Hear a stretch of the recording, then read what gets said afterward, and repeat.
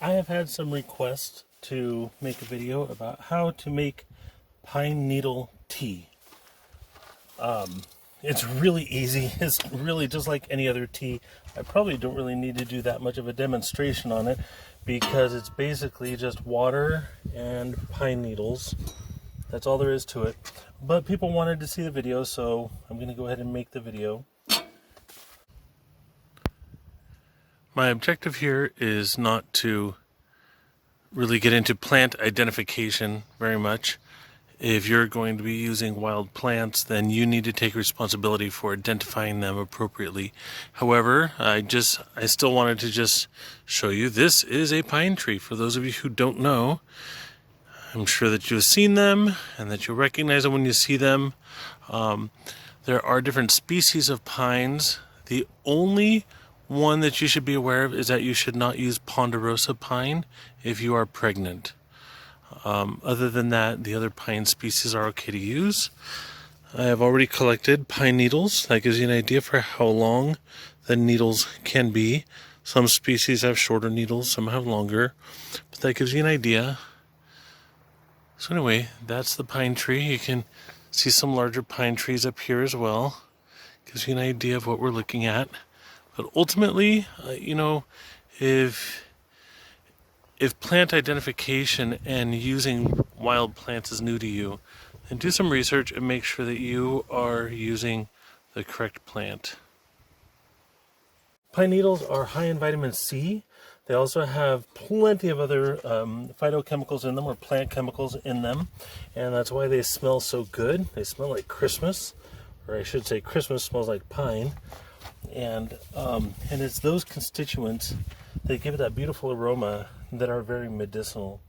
So it's just good to know how to make pine needle tea, whether or not you think it's going to be a cure or a remedy for anything. Let me get this going real quick.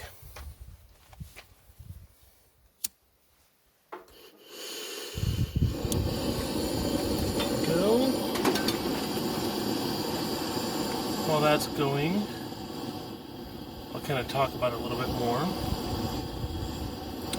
Here's the basic idea is a simple idea of heating water and adding in pine needles. There are two different ways to do it, and I'm going to show both ways. I mean, I'm sure that there's probably dozens of different ways to do it, but two basic concepts are steeping and boiling. I'm going to cut these pine needles in half, so just a moment here. Be careful not to cut my hand. Okay, I'm going to take these ones, I'm going to put them in the jar, and these ones here I'm going to put aside for now. They will go into the water once it's boiling. Some things to consider here: if you keep the lid on, the water will heat faster, and so you'll get a faster boil. And also, putting the lid on your jar after you've put the hot water into the jar, that's going to keep the heat in the jar, as well as the volatile compounds. That's the different resinous compounds that give it that beautiful aroma that we think of when we think of pines or we think of Christmas trees, that beautiful smell. Those are volatile compounds. Volatile meaning they evaporate very easily. So if the lid is left off, we pour in the boiling water, and some of those compounds are just going to evaporate out with the steam. They're going to steam out. So we want to keep those in there. I'm actually going to add in a few of these. The reason being, what I put in the jar was all the tips of the needles. These bases, these brown knobs, have a particular concentration of those compounds, different resins. So I'm going to put those in and get those included. So once the water is boiling, we're simply going to fill this with boiling water, and we're going to put the lid on it, and we're going to let it sit there for several minutes. Usually I like to steep it for 10 to 15 minutes, and then you can consider it done. After that, go ahead and take the lid off and drink your tea. I also enjoy it with a little bit of honey. I don't have honey with me, but I mean, you don't really need that in the demonstration. Use your imagination. What it looks like to put some honey into a jar of pine needle tea. So that is that. I don't really have anything else to say at the moment. Oh, except for to show you this really cool rock that I'm using to support my canister. This is a huge chunk of jade that I found. Look at that. It's beautiful. So, anyway, has nothing to do with the video, but I saw it, so I thought I'd show it to you. Anyway, because, you know, everybody uses massive chunks of jade to anchor their propane canisters, clearly. By the way, I just wanted to show you real quick where I'm at on this little dirt road. Right next to where some people camped and left all their garbage. Beautiful. Well, I wish people wouldn't do that. But look at this. Oh yeah. Right up above the river. For those who are local to this area, that's Griffin Park over there. This is the Rogue River. Beautiful, beautiful places. This is where I get my medicines. With the vitamin C content in these needles, there's a story that's commonly passed around when people are talking about whether it's herbalism and you're talking about plants as medicine, whether it's talking about survival foods or just survival or whatever.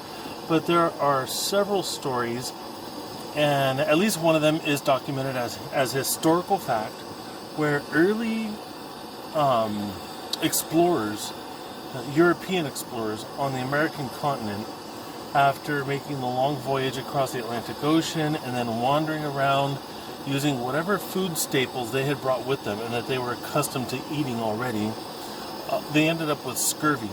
And so they ended up just in dire straits. This one story, I wish I could remember the name of the lead explorer who was in charge of the group, but I'm not remembering that. But regardless, it's not the name, it's the story that really matters, because it's the story that you're going to remember. So they ended up in a camp that they had pitched, and they were essentially dying of scurvy. And they were not able to move around anymore. Like, they were really at the point where death was imminent. And some of the local tribes people came along and found them there, and they recognized that what these people were suffering from was the specific malady that we call scurvy. And while they might not have understood that scurvy is a lack of vitamin C, they understood that it was a known malady that needed to be remedied.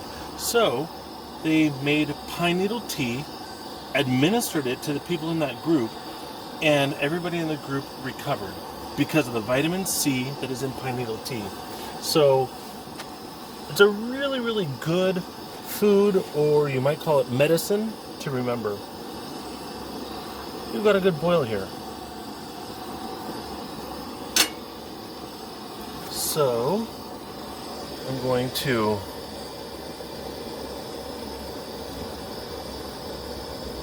fill that,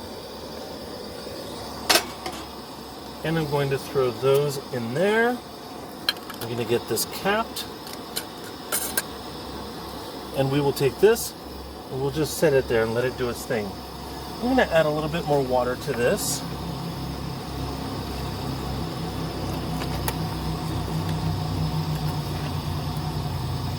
And we're going to put the lid back on.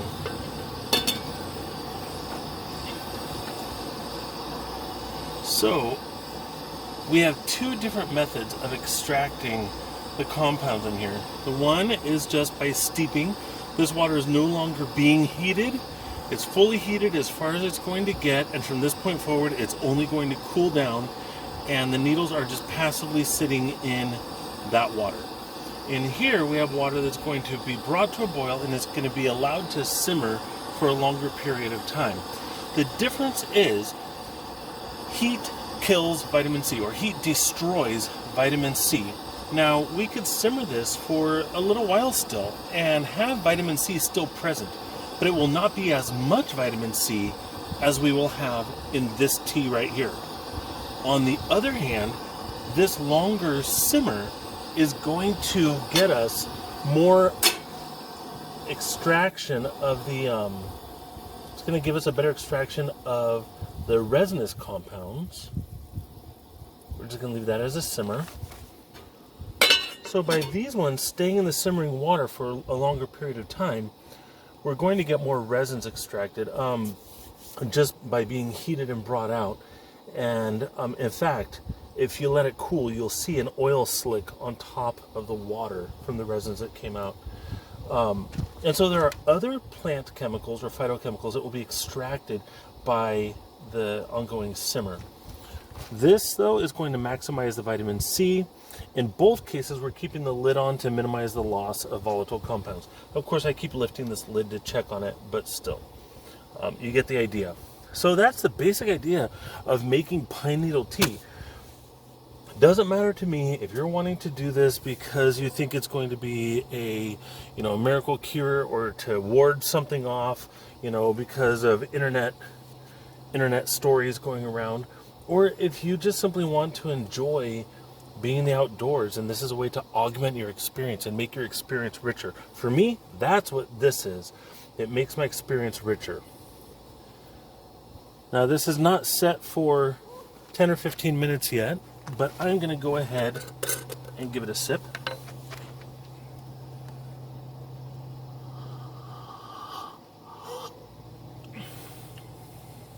It should sit for a little longer. It's getting a little bit of the flavor, but not much. It is good, though. Let's look at this. Okay, so now I'm going to turn that off, and I hope that this shows up in the camera. Look at the color of those needles. They're no longer that nice bright green that they were. They're more of a dull army green. And you can see, hopefully you can see in the camera, that the water has taken on a darker color because of the extractions. The plant chemicals are being extracted into the water. This water still looks fairly clear, but it is darker than it was. That's not perfectly clear water. It's darker than it was, again showing that it's extracting some of the compounds. And that's it. That is pine needle tea. So may you drink it to your health, and next time you're out in the woods, give it a try.